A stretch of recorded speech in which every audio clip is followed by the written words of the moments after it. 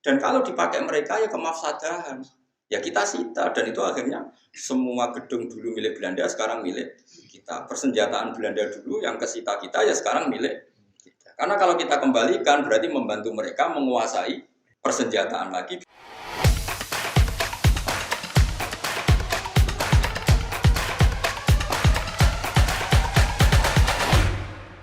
Sekarang kata Abdul Qadir, tapi gak jangan niru ya, kalau nggak kelasnya jangan. Kenapa para rasul dan para sahabat memakan harta ghanimah? Harta ghanimah itu hartanya siapa? Orang kafir kalau perang, orang kafir kalah kan hartanya disita, namanya harta apa? Harta orang kafir itu kan dari transaksi yang kafir. Mungkin mereka rentenir, mereka jual beli khamr, jual beli anjing, jual beli celeng, macam-macam. Paham ya? Dari semua hasil kekafiran ini dipakai alat perang. Setelah perang kalah, Nabi nggak ngambil itu. Makanya semua ilmu itu ada silsilahnya, Kefuan.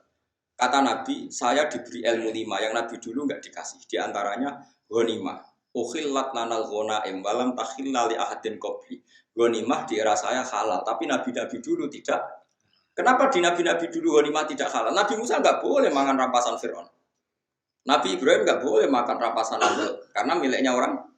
Tapi kata Nabi, untuk saya boleh. Itu lama itu menduga-duga, kok aneh.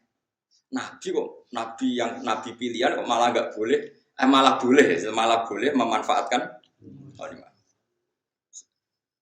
Terus ulama-ulamanya Rasulullah itu kan pinter-pinter. Ternyata kaidahnya adalah darul mafasid muqaddamun ala jalbil masalih. Kalau harta itu dikembalikan ke pasukan kafir yang kalah, taruh saja misalnya tentara, misalnya perang sama Papua yang pengacau keamanan, bareng untuk celeng, untuk babi, terus dibalen. Monggo ini gadane jenengan jadi sate meneh.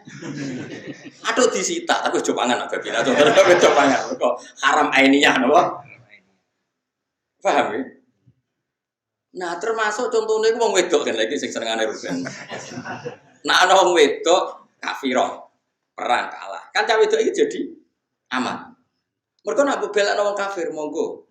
Berarti nanti memproduksi generasi atau populasi atau turunan kafir. Tidak dikeloni ruhin, kan terus melahirkan keriting-keriting mukmin. Manfaat. Paham ya? Paham ya? Lagi jenenge amat, nama? Tapi ojo langsung mek salah sitok kan. Gentinya akad alat ditunjuk imam, ya. Gentinya akad tuh ditunjuk. Jadi misalnya perang, kalau cawe cok 10, aku imami. Iki rambutnya lurus, ya sih Pak Ruhin. Sing gaul celanan sini kayak Mustafa, jadi tak silang-silang ben kuapok rumah cak gaul ben bangkrut. Jadi orang kok langsung mek sitok halal harus ditentukan imam. Lah penentuan imam nanti mengganti apa? Akad.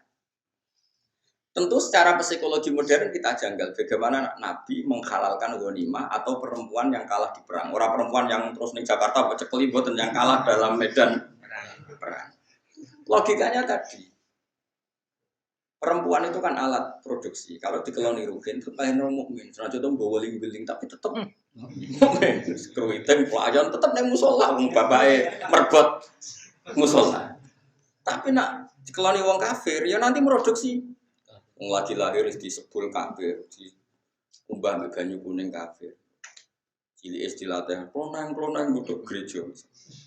Nah, sekarang pilihannya pertanyaannya adalah menghalalkan ghanimah untuk Nabi Muhammad dengan mengharamkan era Nabi Musa. Kualitas ilmunya bagus mana coba?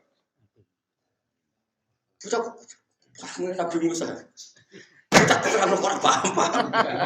Wes tak terang subhanallah. Dengan penjelasan seperti itu, paham ya? Halal ghanimah dimanfaatkan sahabat atau zaman Nabi dimanfaatkan Nabi, ambek diharamno zaman Nabi Ibrahim kualitas haram halal wae iki. Apik halal, kok halal plus darul nafas. Saiki misalnya aku digarong penjahat, terus contoh gampang aku digarong penjahat, tentu penjahat garong aku nggawa senjata. Bareng tak taklukno, berhubung aku zuhud kok Mustafa, monggo gadane jenengan butuh langsung. Ya tiga jahat meneh goblok paham ya. Harus saya sita. Berhubung saya ini TNI atau Polri, nanti senjata ini untuk penguatan NKRI harga mati. Timbang kembali ke gerakan Papua. Orang iso terus Mustafa PP khusus. Mboten haram niku haram. Mbok cara Sulam Taufik. Ora ono. Sulam Taufik yo ngalim sembrono, tetep ora koyo kowe madzhab. Mau cek muni Nabi Musa. Nabi Muhammad sembrono.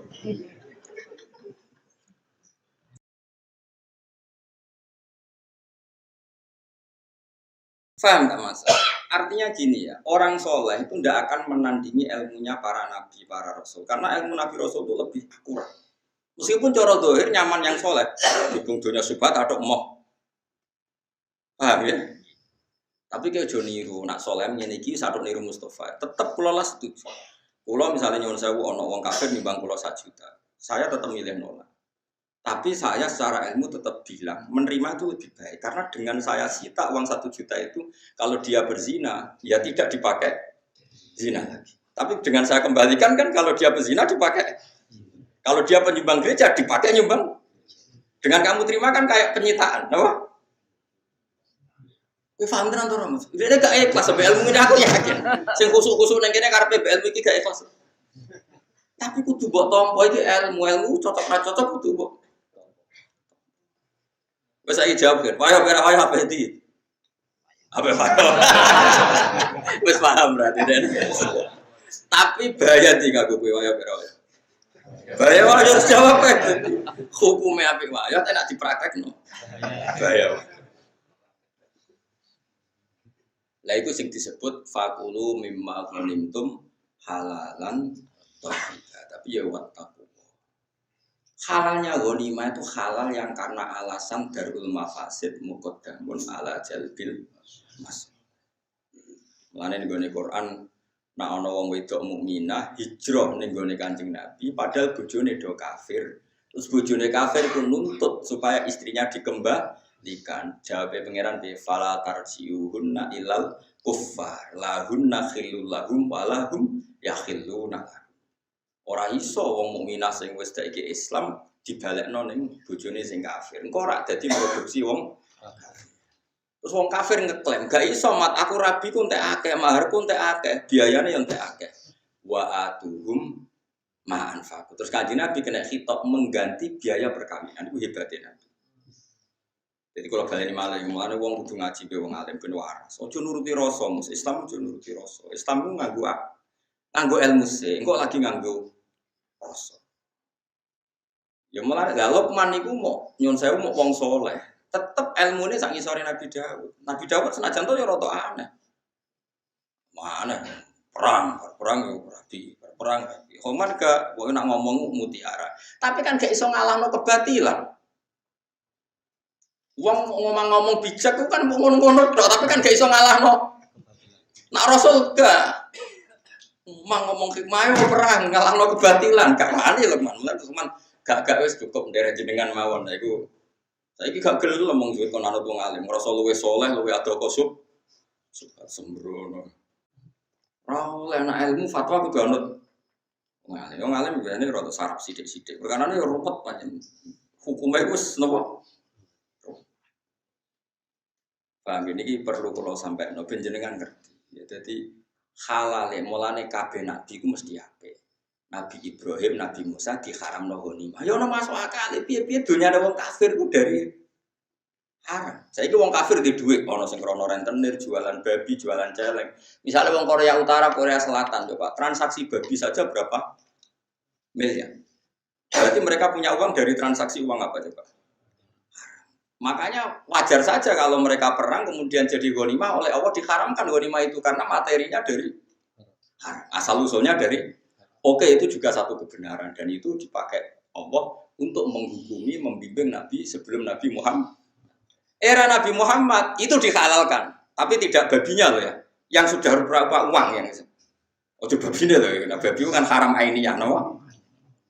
Karena logika yang terbangun adalah jika uang ini dikembalikan ke orang kafir, maka kalau mereka ingin nyerang orang Islam jadi pakai senjata, sing seneng demenan ya digo demenan, kok sing seneng bangun gereja digo bangun. Bagus mana disita sama dikembalikan? Paham ya? Lah itu berarti menerima ghanimah. Mulane terus fakulu mimma ghanimtum halalan, tapi ya wattaqu. Karena ini riskan. Paham sih kalau maksud? Paham tenan ora maksud? Mun kowe nak digarong wong terus pistole karek mbok balekno. Enggak rencanamu. Balekno dekne mau nganggo barange wong. Nurukan gak ngarah. Mbok balekno kan. Mboten lu ngalim berarti. Maksudnya lu sembrono.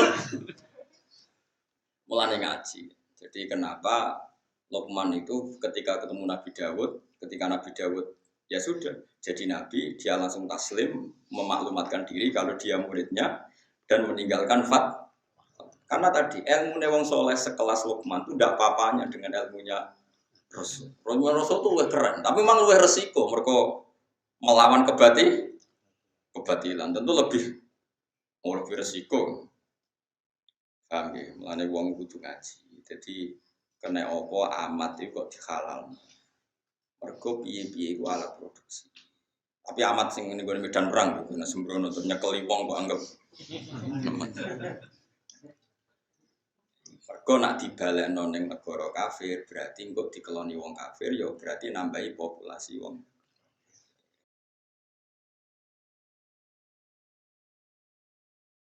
Misalnya nyuwun sewu kok saiki wong preman.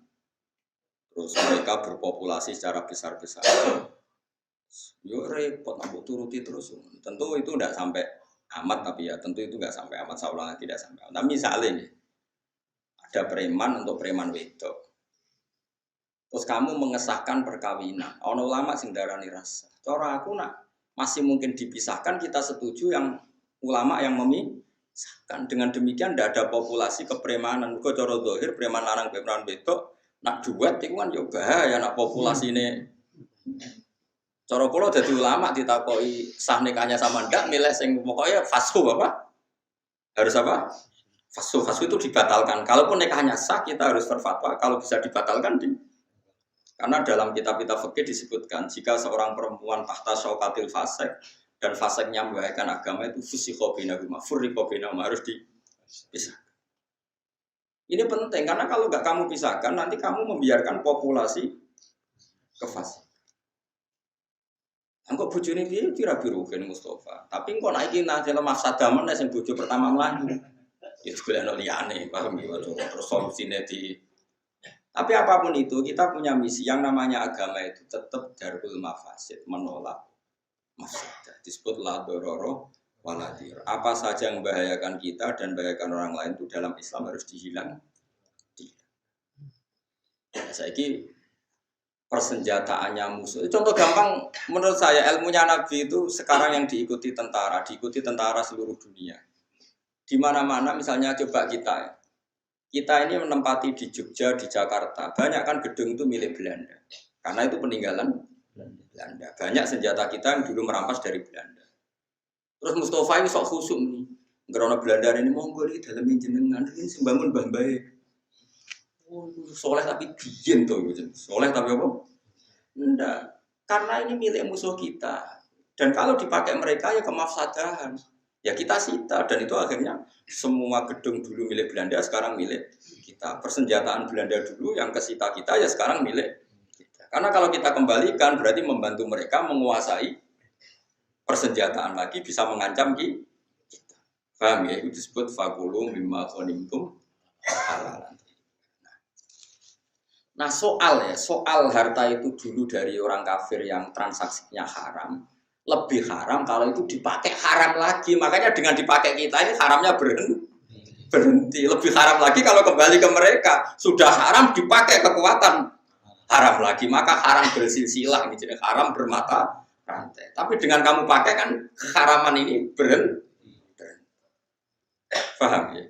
Iku kena opo kok Nabi Dawud tetap ngetuani Luqman Hakim. Senajan tuh bijak, bijak sekali Luqman Hakim. Tapi kan nggak kelasnya dibanding ilmu Ambiya, dibanding ilmu Rasul itu nggak kelas. Karena kalau suwon sing ngaji kulo, sing khusyuk sing soleh, itu juga manyain ulama. Nah masalah ilmu gak level. Tapi kan ang Rasul luwes soleh, dia monggo bang, dia mong Rasul soleh, ora tenan wae. Masuk GR ora oleh, nopo GR wae. Kalau kita nanti diprotes itu, lo sering diprotes. Kalau ada kubu mau bisa dengan lo buat nanti roh jadi antara. Tapi tak ada Aku ya gumun kowe wong soleh, soleh kok neliti wong.